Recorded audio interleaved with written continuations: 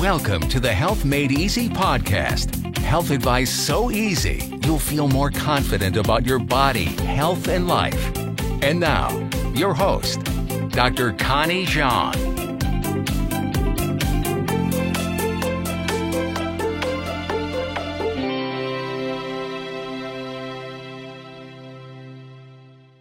Hi everyone, it's Dr. Connie here. So we've all heard of alkaline as it's referenced as a health benefit. From alkalizing water and foods to the concept of alkalinity. While most not in agreement, it's a difficult concept to understand. So why pH is important for our health? So pH stands for potential of hydrogen. It's a measure of acidity or alkalinity of our body's fluids and tissues. So pH is measured on a scale from 0 to 14. pH of 7 is considered perfectly neutral, and pH of less than 7 is considered acidic, and lower pH usually equals more acidic. And pH of more than 7 is considered alkaline, and higher pH equates to more alkaline. So our pH fluctuates throughout the day and can range from 6 to 7.5. But optimal pH value is between 7.3 to 7.45 or 7.45. So what affects the pH in our body? So our kidneys maintain our electrolyte levels, including calcium, magnesium, potassium, and sodium levels. But when we consume acidic foods, such electrolytes are used to balance our acidity. So when we become too acidic, we use resources from our bones, our cells, organs, and tissues to try to neutralize the acidity. But the problem is that most of us over time become nutrient deficient, and we don't have enough nutrient reserve in our bodies to pull from, which results in our body maintaining an acidic environment. So the alkaline method is for optimal pH, and that incorporates three important pillars. Number one is gut health. This acidic environment is then perpetuated by our gut permeability, which is also termed leaky gut, inviting more toxins and pathogens in our body. And since they thrive in an acidic environment, they become stronger within our bodies while our own cells struggle. It's true that we have many acidifying toxins and pathogens in the environments around us, but the biggest contributing factor to our pH is our diet. We need an ample amount of vitamins and minerals to buffer the acidity in our body. So fruits and vegetables contain lots of vitamins and minerals and phytonutrients to help us not only to shift our pH levels to more alkaline, but also support our detox pathways to get rid of accumulated toxins and pathogens. So the ultimate aim is to remove toxins, pathogens, and stressors that are acidic to our body. We want to also replace supportive enzymes for proper digestion and replenish nutrients, pre- and probiotics, and fiber. And ultimately, we want to restore by supporting our overall lifestyle choices, healthy diet, and sleep habits, exercise, and stress management. Number two, second pillar is physical health. We talked a lot about dietary effects on our pH, but our musculoskeletal and respiratory systems also play a big role. If we don't have enough oxygenated blood in our bodies, then we become highly acidic. We lack oxygen in our muscles, brain, and lungs because we're sedentary. We also know that stagnation in the body causes acids to form near and around the joints, causing degeneration and also inflammation. So our aim is to improve posture because our posture can change our brain chemistry in such ways to shift the body from acidic to alkaline. Second is to achieve proper alignment. When all our joints and bones are in optimal alignment, we have an easier time moving.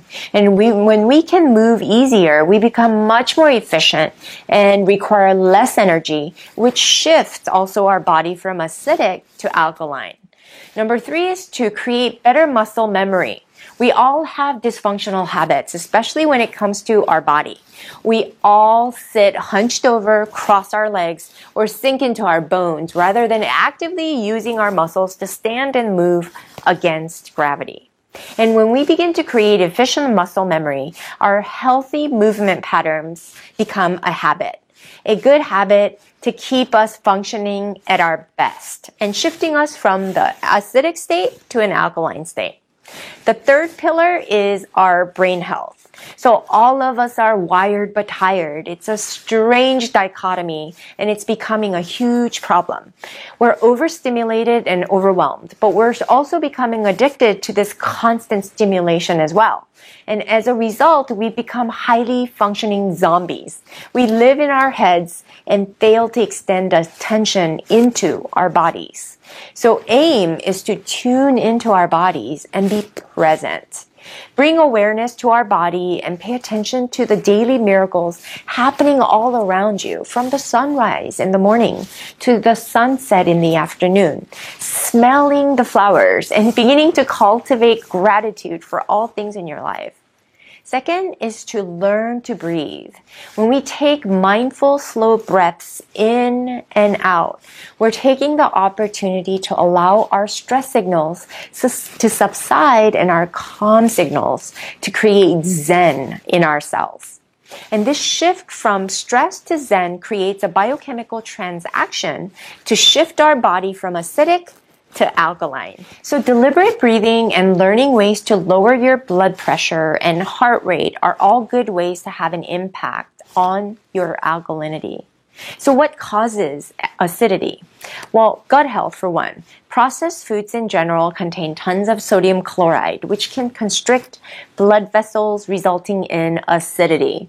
And eating too much animal proteins can cause sulfuric acid to build up in the blood, which in turn creates acidity.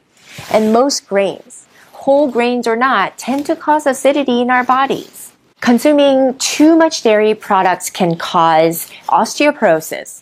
And this is because when our blood becomes too acidic, it draws the calcium from our bones to buffer the pH level to keep it from getting dangerously acidic.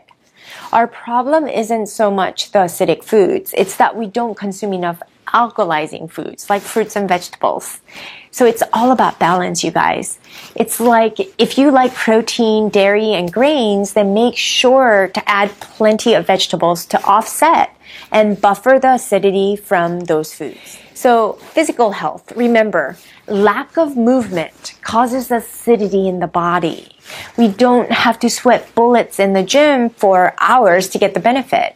All we have to do is to master the fundamentals for core stabilization, posture, and alignment. And stress can cause acidity.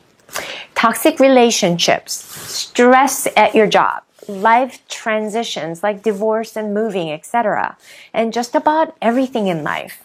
Life is stressful, but try to be present and live in the evolution of going from chaos to order, distress to bliss, ultimately learning to dance with the uncertainties of life and reconciling. This is what will shift your body from acidic to alkaline. It's all about balance. Key is in knowing you're a miraculous being, and we can shift our state with simple things that we can do every single day. If you like what we shared, please visit us at alkalinewellness.com, where we share how to get started. Thank you so much for tuning in. We encourage you to like our Facebook page, subscribe to our YouTube channel, and our podcast at conniejian.com/podcast. We also love hearing from you, so please forward any questions. I'll see you next week.